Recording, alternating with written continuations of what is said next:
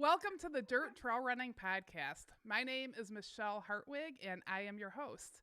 I am also a race director for many Midwest trail races, including Kettle Moraine 100, Hennepin 100, and in 2021, we have Midwest States 100 coming. And I am here with my ever faithful co-host, Crystal the Pistol. Hey everyone, what's up? And our guest tonight is Bruce Steinberg. He is managing editor of Silent Sport magazines. He is a multi-time author and a criminal defense attorney, athlete, like quite a resume. I don't even know what we're going to talk about first, but welcome to the show, Bruce. Thank you, Michelle, and thank you for your contribution to the magazine.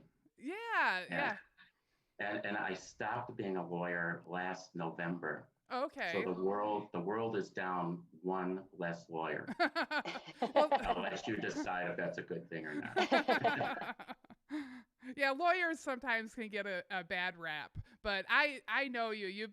I know that you have very good persuasive skills because that's how I got on the show. And I'm totally busy.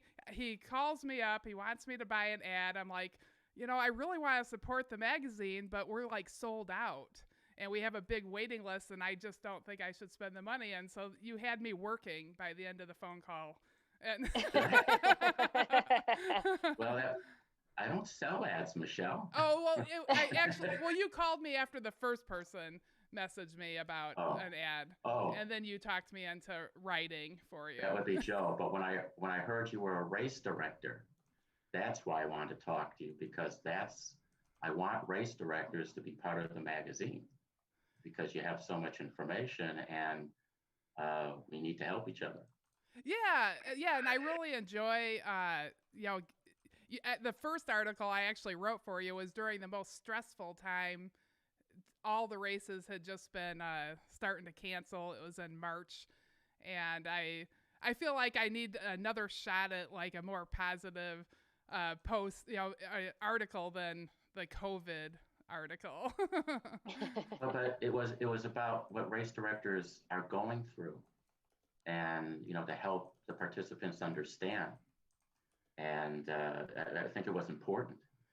And during this time period, I made the decision to make sure that we don't turn our back on the race events and all the organizers, because, you support the magazine, you support the community, and you're going to come back. And I thought it was a needed article. You did a good job to help people understand. I got to make the race survive, and what it sounded like is you got a lot of support from the participants. Yeah, we have a really great community, and I definitely appreciated your help. You helped me edit and like just little problems I was having along the way and couldn't quite figure out how to get out, and you were just so helpful and helping me on that, and I really appreciate it. And you were also, when races started canceling, you were one of the first people to call, and I mean, you genuinely wanted to make sure I was doing okay. Like, I thought that was very thoughtful.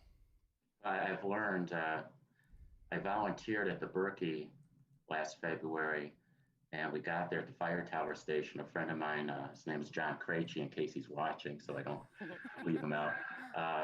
We had a great time, and my wife and I volunteered before at the barn of Berkey, and I did a second time, but it was my first time at a feed station in the Berkey.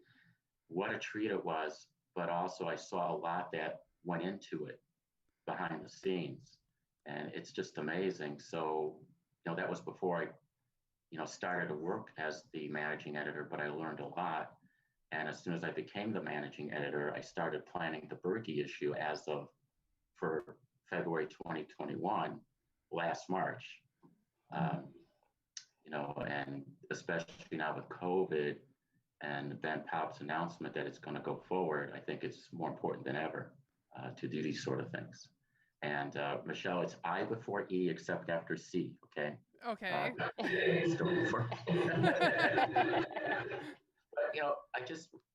I don't want writers who are necessarily polished writers. I've got a couple like that, but I want storytellers. I want people who've got their hands in the dirt trail or the water or the snow. Um, and I mean, that's my thing is in the give and take with the writers has been one of the most enjoyable parts of this job. And I tell you, it's a lot nicer working with people that don't have criminal histories.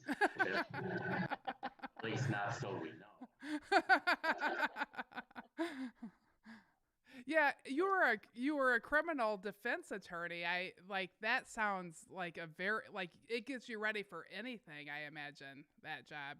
Your compassion and I can't Well, imagine. we've all got stories, and there's some things you'd rather not see. Most people are redeemable. The attorneys as a group were good, admirable. Uh, I had my fights, but this is a good place right now. I'm glad I did it. I've got things I'll never forget about that career. But this right now, managing this magazine and basically bringing it back to life, and the people I work with is what I needed. My blood pressure is way down. So, Yeah, that's everything. Yeah, so how did you get into being the editor of Silent Sport magazine? well, I wrote for Greg Marr. I never met him, but I talked with him. And then when Joel Patnell started after, Greg Marr unfortunately passed, Joel did a great job picking up. In fact, he's going to be writing about what that was like for the February issue. But I really liked Joel, and he was full time. And after 12 years, he moved on. And then, whatever reason, management was doing this less than part time thing. Kelly O'Day is a great guy. Rich Pazlowick is very helpful. Those were the next two. I didn't get to know Eric very well, but when I saw the magazine the page count was going way down. Um, and the stories were no longer focused on the Midwest. Everything was becoming these me kind of personal essays. I mean, there were still some good stories in there, but who wanted to buy a magazine that had 5 stories in it? Who wanted to advertise that? And when I saw the January issue, I had it. When I went I went to Winter Park to do the Wolf Tracks race. I had no, did the pre-Berkey, and I did a Zoom meeting with some of the people there at the MMC local, which owns the magazine, and others. Um, and I let them have it, and they just listened to me. I kept stopping. Don't you want to say anything? No, keep going. And then I met with Mike Hallahan, who's the head of sales department. I met with him in person in Rhinelander. Well, the same weekend, I volunteered for the Berkey. Drove from Monaco to the Berkey. I let him have it again, and then he showed me these letters from 3 people who said, "Here's why I'm not going to renew my subscription." And he asked me what I thought, and I said, "Looks like I could have written those letters." And when I was done, instead of hitting me or throwing me out, he said, "How would you like to be the managing editor?" And I was thinking, well, I'm done with the legal career mostly. I write, I edit. I've been doing it for a long time. This is Greg Marr's baby, and I didn't want Greg Marr's dream to die. And I said, all right, I'll do it. And my first issue was June, and I said, but not for 24 interior pages, I'm not. And I said, how about 36? And they countered with 40 and plus covers. And I said, I like how you negotiate. And, just to be clear, management has been behind this effort. And Mike Hallahan is a cyclist himself. The owner, Pat Wood, everybody's been behind this 100%. The marketing people, Joe Diedrich and Julie Gabler, I think Joe was the one to talk to you. We have a great relationship. I get story ideas, I have connections with people. And, the magazine has stopped bleeding subscribers. It's turned around. We're getting subscribers, and the page count is now fully supported. And I just love it. I mean, I love talking to the people who I get to know. And, I wanted to do a story on Greg Marr. I wanted someone to write a story about Greg Marr. Everybody I talked to who I knew him didn't want to do it because they were afraid to. Because Greg is his icon. I remember hearing when he passed away, we were actually doing roller ski, hill repeats, and two friends of mine, John Krejci again, he's mentioned twice now, and some other friends. We were devastated because the Silent Sports, the magazine, and the whole thing. Greg Marr was an icon, and deservedly so. He was a soft-spoken man. I didn't mind it when he rejected a couple of my stories, and I just wanted to have a story on him. And just out of the blue, I got an email from his wife who had seen the June issue, which had your story in it, Michelle. And she loved the magazine. And she contacted, and I wrote her back saying, would you write a story? And, about 1,200 words. And well, I can't do that. Well, then she sent something to me that was 1,300 words, and it was beautiful. And I think that was one of the most touching aspects of this whole thing. And we were looking for a photograph of a bench dedicated to Greg Marr, and another silent sporter named Greg Loescher just got up and went to take a picture before deadline, just in time, because that's just how people feel about Greg Marr. So anyway, that is a long-winded answer to your specific question. 2 questions. No, that was great. So what do you think Greg Marr's vision of the magazine was, and what is your vision of the magazine compared? I realize you want it to be more articles, more Midwest, but what do you, I know it's important to you to save it, and what would be the reasonings behind that? When I started the Berkey or the Cordelope at first in the early 90s, everybody wanted silent sports. And I know Greg's vision because I've been, Chris Schatz has told me, Marty Fulmer, his wife, told me, Greg Loeb, so many people have told me that there wasn't enough news or a place or an outlet for stories about the upper Midwest. Or at that time, it started with Wisconsin, and then it expanded. And he's right. There are so many businesses and athletes, trails. There's so much scenery here that it was a shame that there was no home for it. Also, there are magazines out there. I won't name them. Resist, don't name them. They focused on one type of silent sport when all of us do more than one silent sport. And that was what Greg was all about. And he ran, he biked, he skied. He also barbecued, but I don't know if that's a silent sport. And when he passed, and Joel did such a great job, and I really wanted to get back to those Greg Marr roots. The major difference is, I suppose, I'm trying to spread a wide net for writers, and I can't do the calendar anymore, which is an irony because people love the calendar. But what I found with the calendar is I needed, 24 people to make it accurate and about 200 pages to make it complete. Now, in Greg's day, the internet didn't exist or hadn't grown up yet. Now everybody and his cousins got a 5K race on July 4th, and the calendar was highly inaccurate. So it's now online, but for the print edition, I went to our clubs and our organizations of silent sports, and it allows people to see just the volunteerism, community work of all these clubs. They have the opportunity to change their entry every month. We have people celebrated who've done outstanding work or who've sadly passed, and that's also helped to reconnect the magazine with the silent sports community. So that's really only the major change, because when I get story pitches, I want to make sure it's within the Greg Marr guidelines. And there are people who are universal. I mean, we had a story on Kip and Randall, which is kind of weird how we got her, but she's from Alaska. But her story's universal, winning that gold medal with, Jessie Diggins, and then her fight with breast cancer, and it's all universal. and she's such a down-to-earth, really cool person. Um, so, and Greg did that sort of thing. I mean, I happen to have 3 of his magazines from the mid 80s here, and he did that sort of thing, where it was either the Midwest or something universal.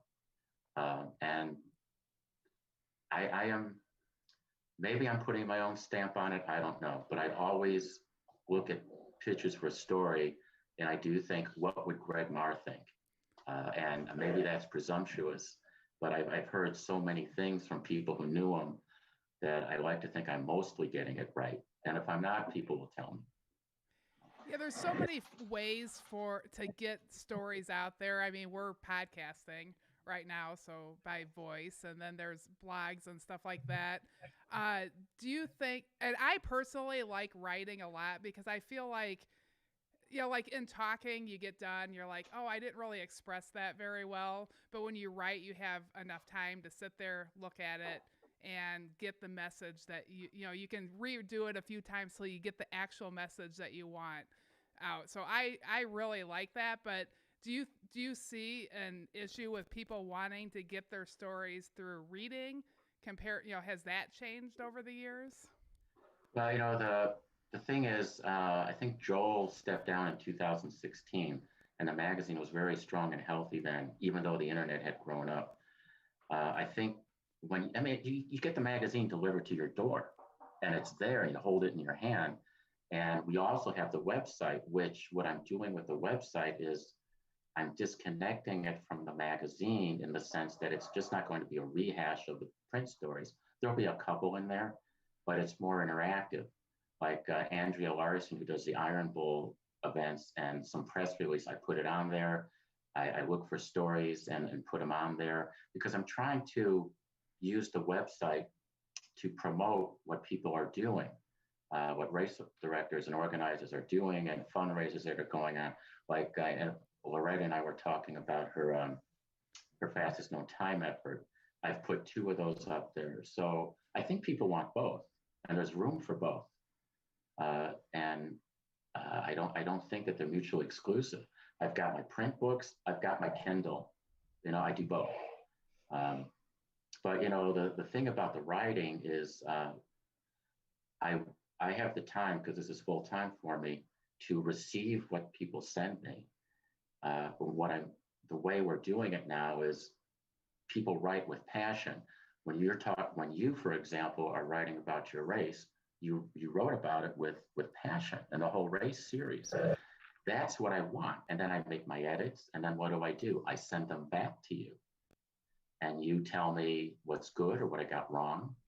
And then we say flattering things about each other because they're true. And the stories are just better that way. Mike McFadden, who's been a longtime writer, he started when I did. He does a silent alarm. We talk about his ideas. Like he wanted to write an opinion piece about COVID in 2021. He said, Mike, okay, but what about talking to the race directors about how they're going to deal with it? Or maybe a medical professional. He went out and he came back from Grandma's Marathon, from the Berkey, from the Osable Canoe Marathon and others, interviewed Ben Pop with the Berkey, and got a mathematical biologist. I didn't know there was a PhD. And the story was fascinating. So it was because of this time I have to talk with people who want to submit that I think the stories have gotten really strong and passionate. At least I hope so. I really enjoy it. Yeah, I think you're doing a great job. So I give it 2 thumbs up. And I'm hearing other people say that too. Well, I'm just kind of like the lightning rod, and I'm trying to collect all these lightning bolts. And it's the writers that are producing. And I get off the phone with people and I say, man, these are the nicest, most accomplished people. Like I talked with Caitlin Gregg, a 5-time women's Berkey winner, so down to earth, she and her husband, who's only taken 2nd place at the Berkey, but we won't rub that. And I hang up the phone, and it's like, I haven't met any of these people yet because of COVID. That's the one part that I miss. Um, I've worked with maybe 30, 40 or more people, and I haven't met a single one of them yet. I just wish we could get past this already. Yeah, I was thinking you should meet us this weekend. We're having a very small, we will follow the guidelines, wear masks and stuff, but we're having a small run to raise money this weekend for my shop. So you're just down the trail from me. Like, I think the Prairie Path Trail, you're probably not too far from aren't you St. Charles area? But the Great Western Trail ends in Sycamore. Okay, well, it's a You're out in connector there, Freeport? yeah. Are you out in Freeport area? No, I'm the other direction towards Crystal Lake. Oh, oh yes, heading north. Yeah, Yeah. that trail goes on forever. Yeah, it's got lots of little fingers and stuff that go off. But yeah, we have Robert Swiderski is running a marathon here this Sunday. So you're welcome to stop by and you can meet a couple people. Will there be cookies? There probably will be cookies, yeah. Like, yeah. They're all ultra runners. They expect some good food when they're eating. So yeah, at the trailhead. Well, it's nice to burn 8,000 calories in a day so you can eat 7,000 calories, right? Yeah. Yeah, so we've got people in the audience that are want to talking to you about being an athlete. So Mike Wiebe, he wants me to ask you about his downhill skiing days. Oh, Mike Wiebe. Mike Wiebe. I know Mike Wiebe since my either late teens and early 20s. And yes, before I ever heard of, well, I didn't get into cross country skiing. Mike, myself, my friend Rob, and Carrie, we used to take the trips out west in our single men days. And we would have this camcorder that was like camcorder. It was a small 1985 camcorder that, and afterwards we watched the video, and Mike, he would just be this graceful downhill skier. And then Rob, he was pretty good. And then there was me. On the trail, I had in my mind that I was, smooth, but I wasn't. And I actually finally brought one of my cross country skis on one of our trips. But I'm sorry, Mike, I prefer the cross country skiing. The equipment is lighter, the heel is free, and we don't need no stinking chairlift. So. Okay, Mike, if you're still listening, we want video of this downhill of Bruce. We want proof of this. I confessed. We want to share it. Imagine a Mack truck going down the hill, and then that's what you got. That's great. Yeah, I did some downhill skiing, but only just like at Devil's Head up in Wisconsin. I didn't go out west to the real mountains. But when you're standing atop mountains like at Whistler or Lake Louise or Steamboat or any of the places we went, Lake Louise is gorgeous. I'm standing atop, like, why do I want to ski down? It's so beautiful up here, but I guess going out there, at least you have they pampered you with protected gondolas and detachable quads with windshields. It's like it's a wimpier crowd than cross country skiers. At least out there. Did you grow up around here? Is this where you're from, the Midwest? I grew up in Skokie, went to school in Urbana, came out here in '87 when I started working as an attorney, met my wife when she was the court reporter in juvenile court. And it was my first day. I was a public defender, March 9th, 1987. And so, I've lived in the Fox Valley area.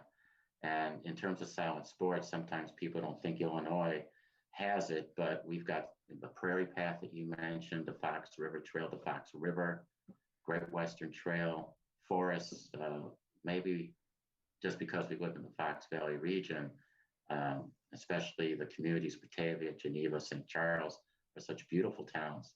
Um, there was one point we were trying to move up to Hayward, and it didn't work out. But our roots have grown so deep here. I'm glad we didn't move as much as I love Hayward and Cable in that whole area. Um, but this is where we've been, and I like it. There's a forest preserve across the street, and that makes it really nice. So what is your sports of choice now? And well, actually, let's start earlier from when you were younger. Did you start out as a runner, as a skier? Like, when did you get involved in sports? Oh my God, you can't look at it till now, but I was a power lifter at the beginning. But I was a lousy, I liked the water. I was a lousy swimmer. I almost drowned. So while I was at college, I took swimming lessons and I did a lot of that. Running, I discovered cross country skiing when I had a running injury and I couldn't run. And I was at the New Moon skiing bike, and a worker there named Marcia, who was there a long time, said, if you try skate skiing, that shouldn't hurt. I said, what's skate skiing? And I said, she explained it to me, and I had these clunky pair of, 210 centimeter skis I got for $100 at a big box store back in the late 70s. And I tried skate skiing on them, and I went maybe 10 feet. I looked back and I said, well, those prints are cool. And so that's how I took it up. And, I was thrilled with the Berkey. I was in the very last wave. We started at Rosie Field that year, heading north. I fell on my first downhill. I got yelled at the whole way because I was flying herringbone. I didn't know what the double polling thing was all about until my wife got me Lee Borowski's Simple Secrets of Skating. And so the middle-aged man in the almost see-through white jumpsuit, Lee Borowski, who I met many times and was a great guy. Cross-country skiing, especially if you classic and skate, it just makes winter a lot of fun. And you can, based on the snow conditions, you got so many different choices. That is my favorite sport, but my wife got me a kayak, so I paddle. Paddle, running, skiing is what I do. But I guess I'd be willing to try other things. I don't road bike. I used to, but all my skiing friends, they were just crazy. I could not get the sense of drafting like an inch behind somebody or having someone an inch behind me. And where I live is on a very popular hilly road. And like every month or two, they come by with the latest broken bicycle to put in my garage until the guy got out of the emergency room. Riding with you guys. And when I did, I rode with them a couple times, and I said, well, how about that way? That looks like, nope, we're on a 65-mile course, and this is the way we're going. And so I spent the entire time looking at the derailleur of the guy in front of me. So I didn't get into that, although the bike is still in the garage. Yeah, biking's scary. Well, when you're with a group of people, I guess maybe, Well, I've gone out on. I'm sorry, go ahead. No, just going out on my own was a better experience. Yeah. But yeah. I appreciate the cyclists, and we've got some great ones with the magazine. And I know that it's a good cross training for cross-country skiing, but the only bicycles I get are on my feet for the roller skis. So I guess I've got two little bicycles on my feet when I roller ski. Yeah, I'm not familiar with cross-country skiing. Where do you do that around here? Do you go up to Wisconsin? Do you do it in Illinois? Well, when I roller ski, I can just do it out my door. When I cross-country ski, like we've got a forest preserve, I take no-wax classic skis and I'll tool around there for 2, 3, 4 hours. I love it. Skating, we go up to the Kettle Moraine, Nordic, McMiller, Scuppernong, we've been to for classic. But we've skied to Fox River. We've gone from St. Charles all the way up North Elgin. Well, when we reach a dam, we of course have to walk around the open water, and that's been a lot of fun. We've got some frozen creeks, and we have a lake in my neighborhood when push comes to shove, I'll put my earbuds on and takes me about 2 minutes to do a circle. But, I get in the zone. When I'm done, I'm kind of leaning in one direction, but I'd rather be skate skiing than not. So I do it. We've got a lot of choices. Golf courses. Oh, I can't leave out Herrick Lake in Winfield, Donata Woods. They groom a trail for us that is beautiful. And they also groom a golf course. It's hugely popular. And at Rolling Hills, it's Illinois got it. And if people don't want to think so, good, there's more room for us. I'm all about loving Illinois, valuing the state that we live in, and I love hearing you talk about all the great assets that we do have. And it's nothing against the other places. I love skiing the Berkey Trail and Vasa, and my wife and I, before we had our son, would travel like Royal Gorge out west, which is huge, Sault Ste. Marie. But it is good around here. And we have a story in the December issue about skiing in low snow. And the gentleman, I think it's Jeff Potter who wrote it, we were talking about what we do. Like last winter, I got about 40 to 50 days on cross-country skis on snow here in Illinois, even though it was a really funky snow season because of all the alternatives and skating and classic. It's really a benefit to do both techniques just so you can get out and snow more. So, and you don't cross country ski? I don't. Well, I don't ultra marathon run, so I guess it's. Well, the park that we have by us, Veterans Acres, I have 2 races there. Frozen Gnome is one of the races, and then Earth Day Trail Race is the other. And I just had somebody reach out and say that park should groom some of their trails for cross-country skiing. I'm on the park board there, so I was going to bring it up at the next park board meetings, and they said that we could probably groom half of the trail to where you could cross-country ski, and then the other half of the trail would be runners on the wide. There's a lot of single track in there, though, too. I mean, I love trail running. I mean, it's so much easier on the body and the mind, and you can just go longer just because it's so interesting. And we have a rider, Jeff Kronbaugh, who wrote about the trails in Michigan's UP, Munising and Paradise. And he talked about why trail running has its advantages and the variety, the scenery change. You got to be alert. I mean, there's always a rock or a tree waiting for you to trip you up, right? So, I mean, I haven't run the distances you have. Some distance, though, but I find trail running, I got knee surgery 2 years ago just so I could trail run again, because I could cross country ski, but I couldn't run. It was a meniscus tear. And I'm glad I did it because I started trail running again. So most of your races are on trails, are they not? They are all on trails. I haven't done any road races. Yeah. And I've run on the Kettle Moraine area, and it is great. Yeah, that Nordic Loop is part of the Kettle Moraine. Yeah. And then a lot of it's on the Ice Age Trail, the Kettle race. And then the deer flies help me run faster, too. Yeah, you got mosquitoes or deer flies to pace you and keep you motivated. So, yeah, we have somebody, SD Cole, says Bruce needs to come to central Wisconsin to ski at Standing Rocks County Park or Lola Winter Sports Club.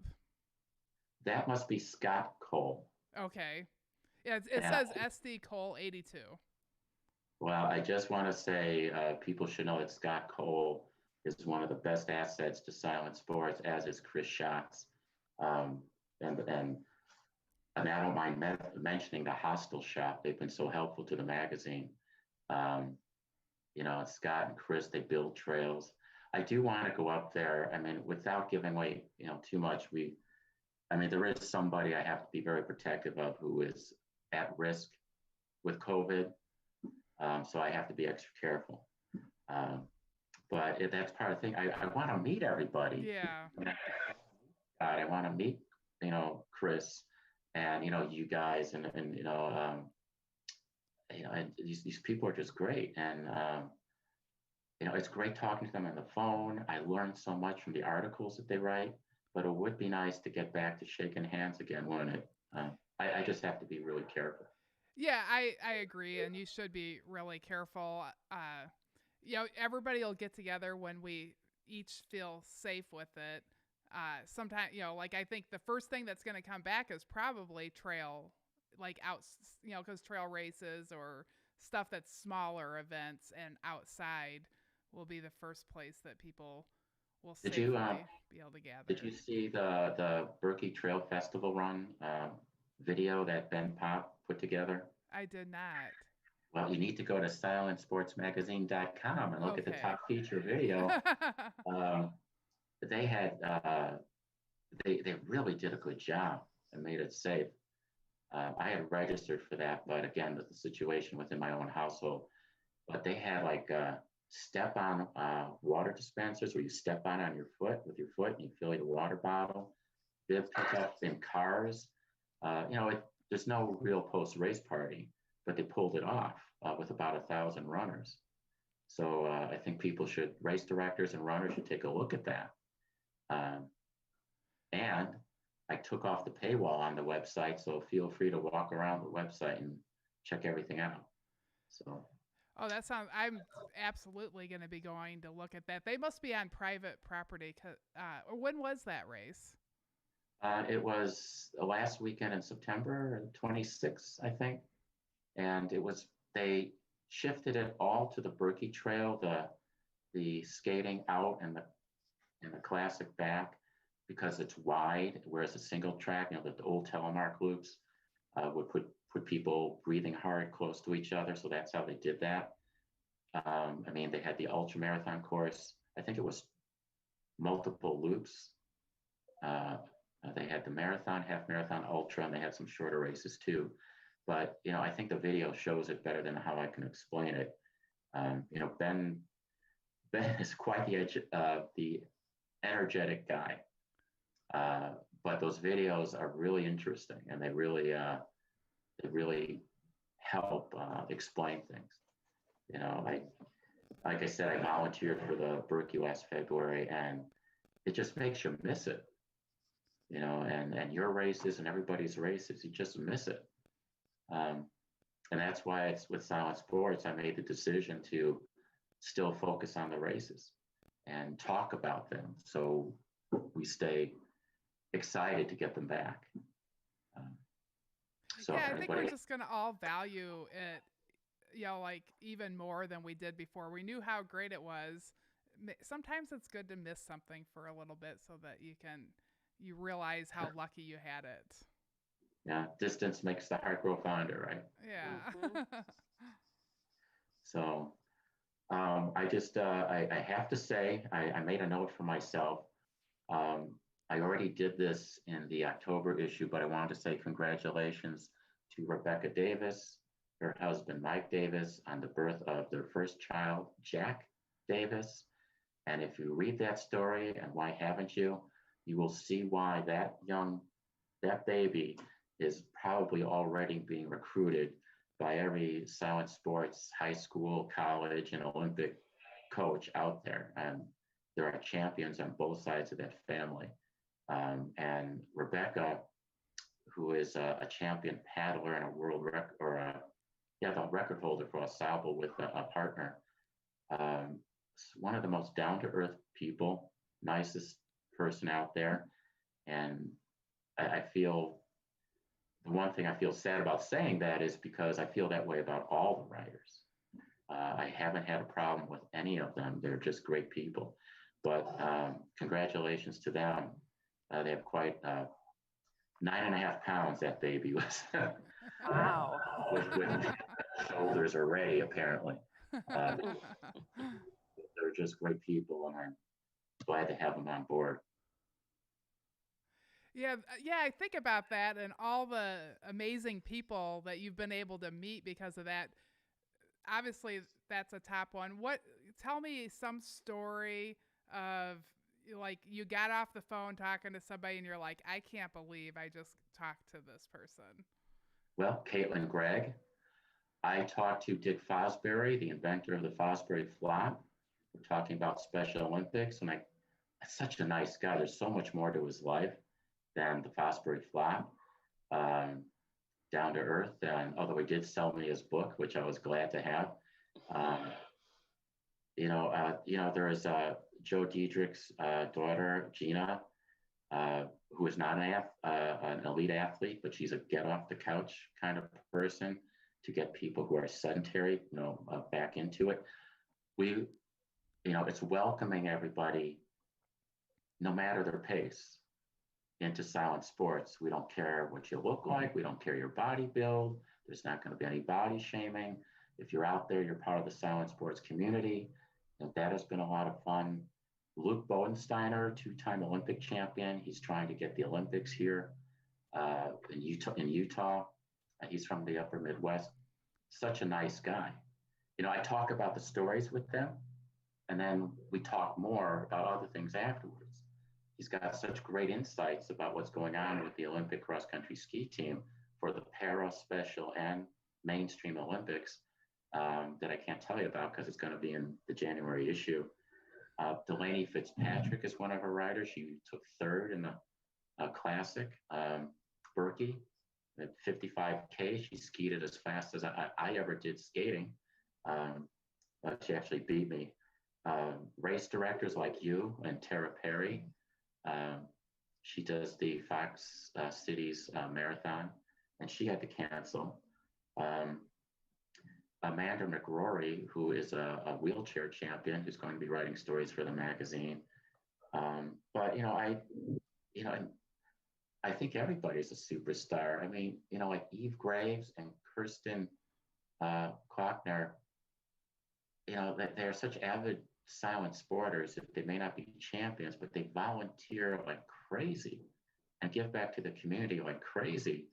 They support these races and the shops. And Kirsten wanted to do a story on how silent sports shops were dealing with COVID, and she was trying to convince me so hard. It's like, Kirsten, do it. I'm all for it. She wrote a great article. Both these women are really into supporting it. So it's not just the person who's fast or the Olympian who I admire. It's people who are really working the silent sports to update the parks, to get in new equipment. And Wisconsin in particular all the upper Midwest states, but Wisconsin in particular has a very strong Friends of community. Mike McFadden has a story in the December issue comparing Wisconsin to the other states about this. And basically, if it wasn't for the Friends of people in the clubs, the Wisconsin parks would be in a lot of trouble. So these are all superstar people to me. They don't have to be the fastest people.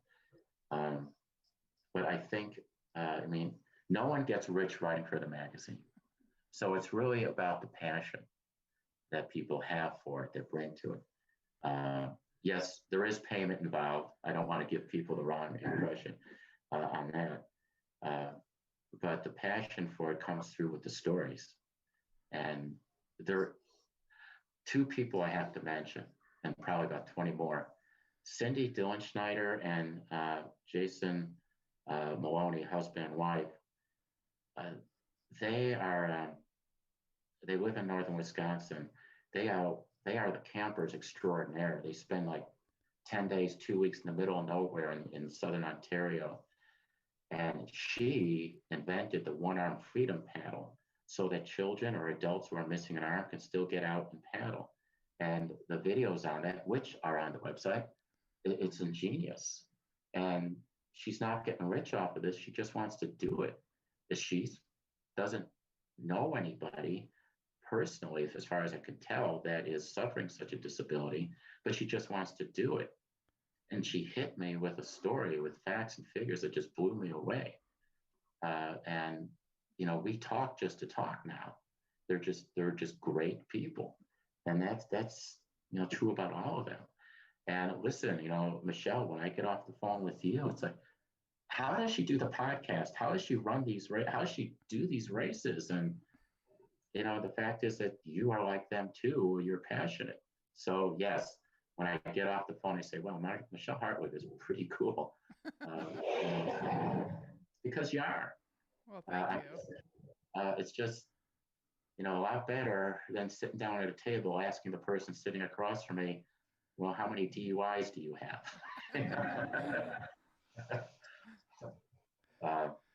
I love that I ask you I ask you to choose one person, and I didn't can't count. choose one. I mean, like, that shows passion. Like that, like, you are absolutely in the spot that you should be. I feel so lucky for Silent Sports Magazine because you care about every single person that's contributing to it and every single person that is reading it. And well, I'm amazed by them. And one thing that the Silent Sports management agreed with me is like it's easier to keep your readership than try to get them back. And it's no secret that Silent Sports, because of what was happening with its page count and maybe moving away from Greg Marr focus, lost its share of subscribers. So here's my hard sell sales pitch.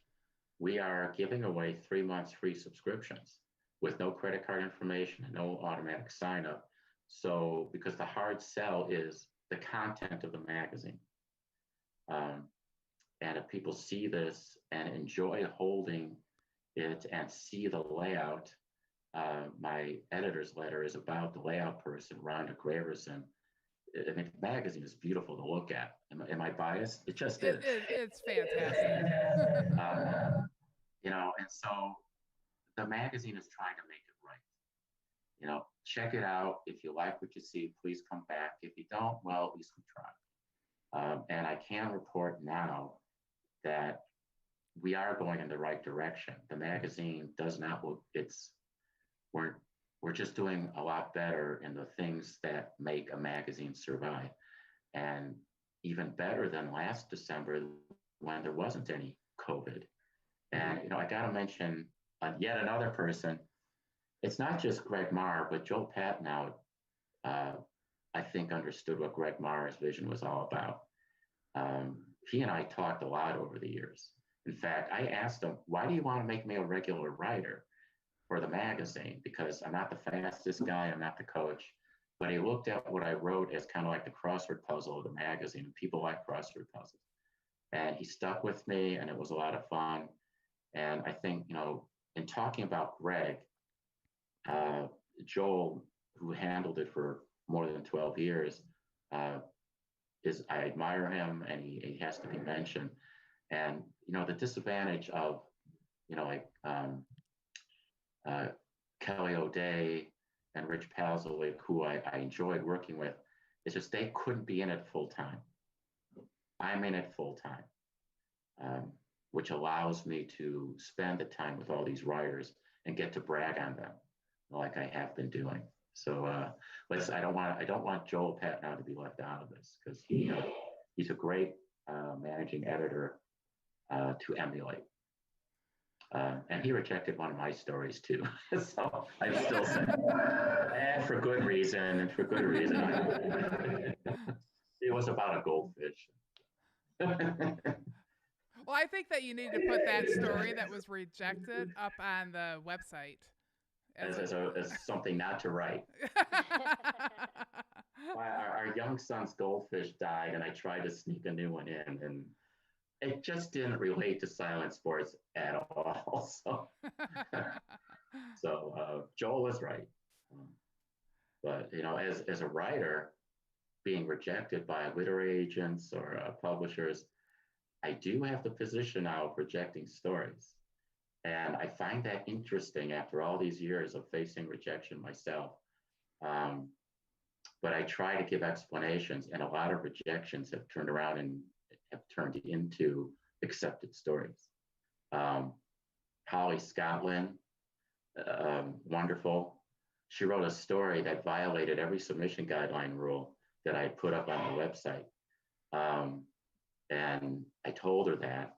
And then a week later, she changed it, and it was absolutely what I wanted, And so it's that communication back and forth with the writers that I enjoy. So something rejected, it was on the Big Bog in Minnesota, and then another one on Island Royale, and then on the Corky ski trails. Every time she sends me a first draft, it's wrong. The second one is right. And I said, Polly, why don't you write the first one, throw it away, and send me your second one? It's but that's how it works, and it's great. Yeah, I think we all learn from the mistakes that we make better than from getting it right the first time. One of my last stories that I wrote as a writer before I became a manager was on the Start Line Inn in Cable. Great place, right on the Berkey Trail. You just have to walk 500 meters and you're at the Berkey Start. I knew Mike Choate because he lived in the Chicago area before I moved up there with Elizabeth Holland. I went up there, I was up there for the pre-Berkey, and I interviewed them on the Start Line Inn. And I submitted that baby at 2,400 words and 11 photos. It was never used until the July issue. When I took it over as managing editor, I yelled at myself, 2,400 words? I cut that baby in half. I got rid of half the pictures, and it read better than the 24. So I did it to myself, and all the rules apply to everybody. Yeah, it's hard to write and get your words down. And when you helped me, it was so quick. Like I'm going, this is what I'm trying to say, and I know it's not reading that way. And you're just like, well, this is what you should do. And I'm like, yeah, that's exactly what you should do. So, but I used your words though. I didn't change the content. I wouldn't do that. No, you didn't change anything. You just like so quickly knew exactly. I just felt very lucky that I got to learn from you and that you helped direct me and like where I was trying to go. I just couldn't believe how fast you were able to help me. Well, it is my full-time thing. I've done it for about 20 years or so, but I won't mention the occasional typo that I squeak through accidentally. There's a story missing a period at the very end I was upset about. I got the name of one of our writers' husbands wrong. I mean, everybody makes mistakes. So I don't expect perfection. There comes a point when you're reading something, if there's too many typos or grammar errors, that it wears you out because it detracts from the story. And your story was about what you're going through as a race director. And, when I read about the things that you hand out, these handcrafted gifts that you give out, it's like, wow, these are cool. And I didn't know that before. I mean, isn't that great when you read a story and you say, I didn't know that. And that's what I'm looking for. And that's what your story provided. So when are you going to submit another one, Michelle? Come on. I have on my wall, I have what Bruce told me is a good idea for a story. It's like, it's rolling around in my head right now, and I just need to sit down. I guess I got writer's block at the moment. I did have to kind of rebuild my entire business this year, too. This is what my wife got me this a while ago. It's an Elmer Fudd Chia Pet. Whenever I think I have writer's block, I look at it, and the writer's block goes away. So I need to just start typing. Get yourself an Elmer Fudd Chia Pet. I will. Yeah, it's on my very high to-do list, and I totally enjoy writing as well. So I don't know why I've been kind of slow on getting the next submission in, but now I'm saying I will. But I ask people to send me your first drafts. It's like, don't worry about anything. Just start it and get to the end. Let the mistakes happen. That's how everybody, from Stephen King to Stephen King's third cousin Larry, just get it out and make all your mistakes and don't let anybody see it. And if I get a first draft, someone tells me, I put my pen down and just read it. And that way I can see if the passion's there or not. There are so many things to write about in the upper Midwest, so many businesses, so many races, um, so many champions and beginners and people in their 70s and 80s doing amazing things, and it will never run out. And I got a story on the St. Charles Canoe Club that was double the word count. And this was written by a friend of mine. It's like, I had to tell her, don't tell me everything in one story. It is a magazine that comes out every month. So, tell me the next story for another issue. So, That's great don't try. advice. Yeah. Um, so, how am I doing? You're doing fantastic. So, but we want to get, like, this is called The Dirt. And so we need to get a little bit more of the dirt on you. Like, so we know what you told do. You how I downhill ski. and somebody in here wants to know why you fall so much. So, Somebody sent an email. Michael McFadden. Michael McFadden writes the Silent Alarm and Destination Stories, and he and I started with the February 2000 issue. I wrote A View from Team Jamoke, and he wrote, I don't think it was a Silent Alarm then. He and I talk all the time. He's another guy I'd like to get to meet. I think I'm so glad he's doing this Silent Alarm. And, why do I fall all the time? Oh, I was trail running earlier this year in April, and I went down so hard because I didn't see the rock, and I woke when I had road rash from grass, and my glasses, the lenses were all over the place. They were breakaway glasses. My water bottle was gone, and my pinky was in the shape of a Z. I had dislocated my pinky, and I was 3 miles either direction back to my car. I said, I have enough. I've watched enough Dr. House MD TV shows. I knew what to do, so I reset it. And ran. And no. Well, what was it? I wasn't going to run with a dislocated finger, and the mosquitoes were having a festival on my body. I had to get going. But yeah, I do tend to fall when I trail run, but I do love it. So, well, thanks, thank you. Mike. Yeah, thank you. Well, Crystal does a section of our show too, where you want to do your stuff right now, Crystal. Yeah, sure. This is called the Ornery Mule Stubborn 5. So it's just 5 questions that I ask, and you can answer them as stubbornly or as ornery as you want. So are you ready? Until I hear them, I don't know, but go ahead. All right, question 1 is share one thing about you that people may not know. I thought I might be asked that. I play the guitar, although I haven't been lately with the pinky. I guess, I don't know if that's a deep, dark secret. And I secretly want to get back into wave 1, but at the Perky, but that's not going to happen. So I hope that probably isn't ornery enough for you. No, that's fine. That's perfect. All right, question 2 is what is something that you're looking forward to? I'm looking forward to COVID to be over so I can meet everybody and travel safely and all these races, and we can have the magazine, probably the pages would expand further because events just can't advertise. But really, I want COVID to be over. Yep. And I also want the election to be over so I stop getting all these robocalls. I think I'm very ornery about that.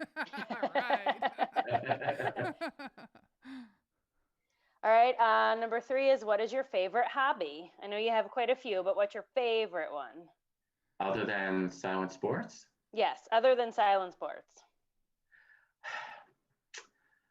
My wife and I have discovered the TV show Scrubs, so we've been binge watching. So I love sitting next to my wife and watching the show Scrubs. I never saw it when it came out, but I love our backyard just looking at it. So there's a couple.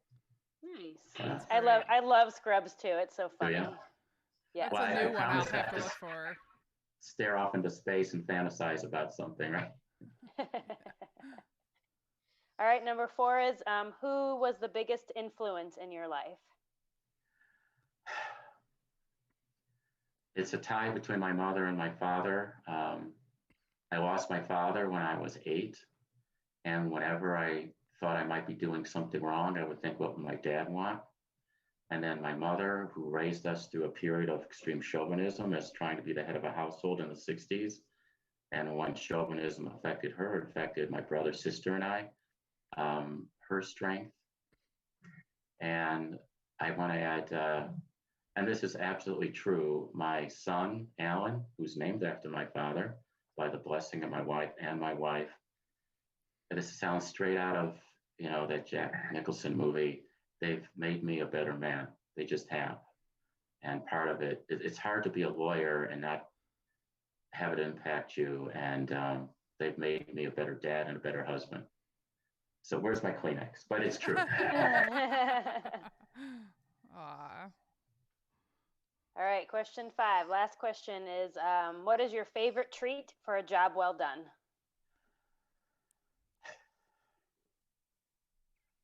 Oh, gosh. With the magazine or anything?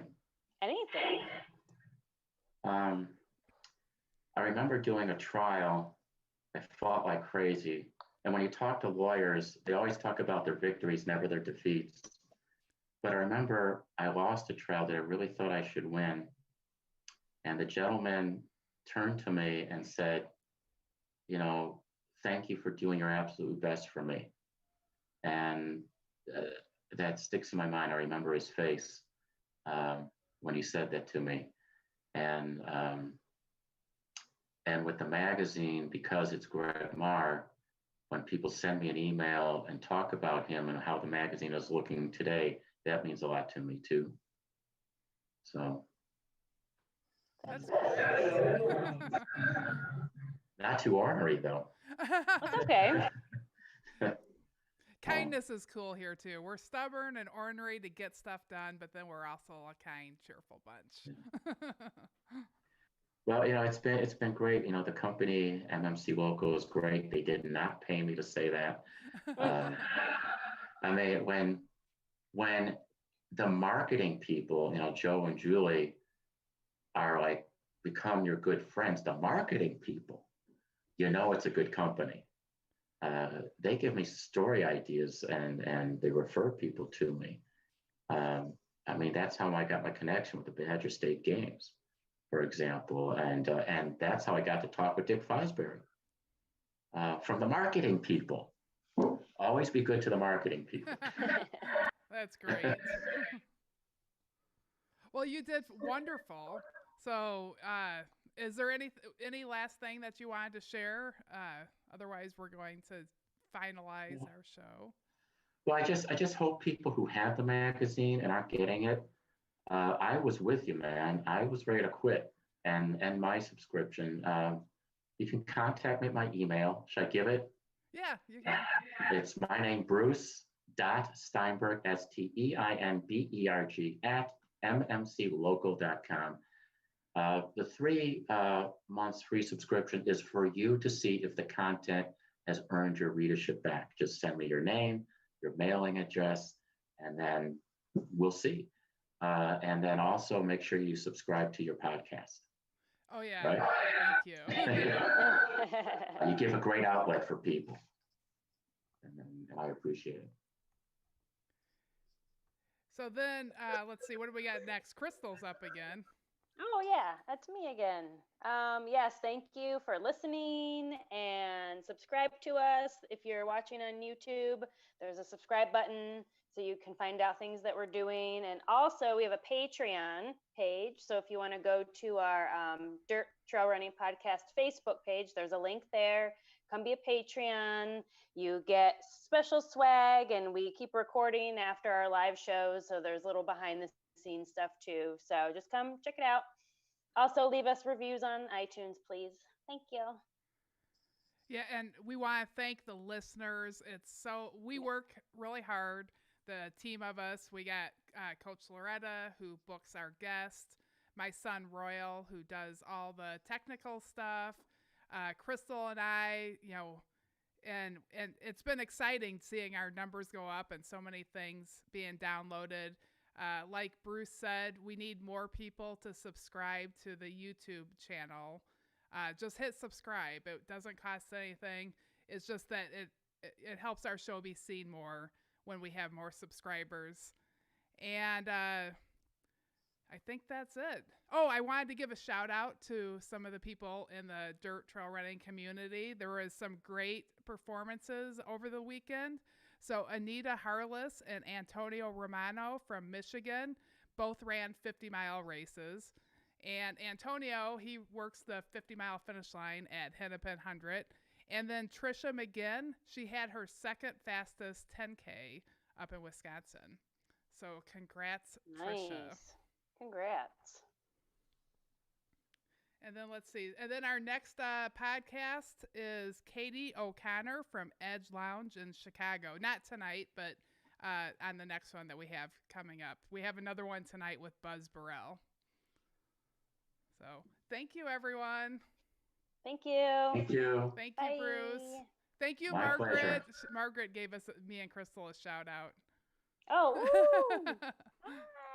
Bye. Bye. Bye, everyone.